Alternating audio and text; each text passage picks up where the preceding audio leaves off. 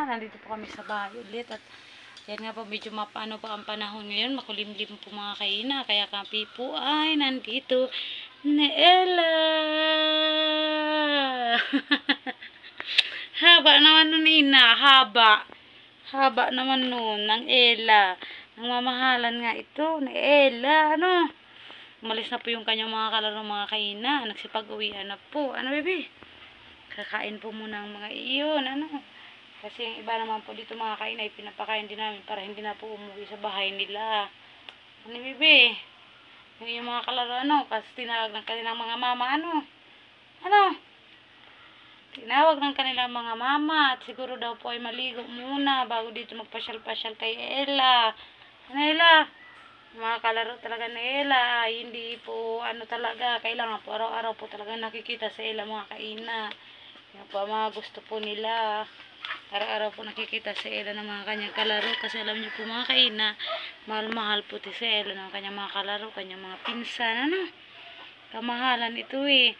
At ito naman ay talagang pag narating ang mga kalaro ay happy, pag umalis naman ay malungkot na at wala na naman siya kasama. Oo, kundi ang inatama na lang nun eh. Ang gusto ng Ella may kalaro, natututo na rin po ito makipaglaro at nakuha na din po itong kanyang mga laruan. Nakikiagaw-agaw na rin tulad po kanina, kahapon. Si Kamay nakatayo-tayo po mga kaina. Ang nangyari po ay nakatalikod-talikod po dun. So may mga lalagyan po ng mga estante po yung mga kung ano po mga gamit-gamit. Tinawakan nila, nalaglag, pati yung monopod. May paglagay po sa cellphone. Ano?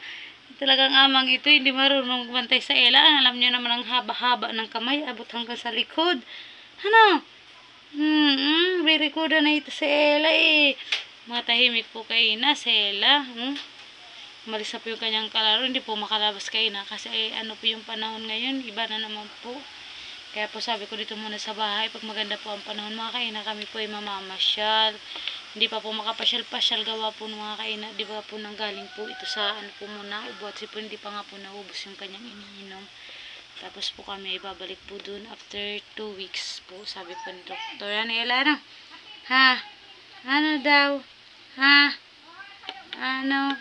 Ha?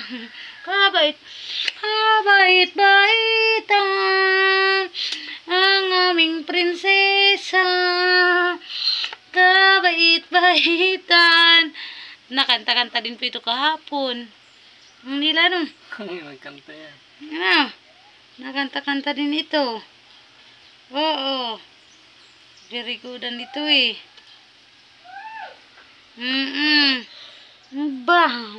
Aba naman talagang mamahalan na yan. Aba, mamahalan talaga ng ina. Tama, iyan. Umalis lang yung mga kalaro niya. Hindi na po nagibig-ibig. Kanina napakaingay po habang nakaiga. Nagsisigaw-sigaw. At alam niyo po mga kaina, naglalaro po siya. Tapos sinanoan po si Kaama. Istorya po ng istorya. Kung ano pong kinukwento. Kanila. Kung ano pong kinukwento po ni Kaama. Kinukwentuhan si Kaama naman hindi nakakaintindi. Ako lang po nakakaintindi sa mga sinasabi nito ni Ella eh. Ano? Ang hina lamang. Ang ama hindi nakakaintindi mga salita ng Ella.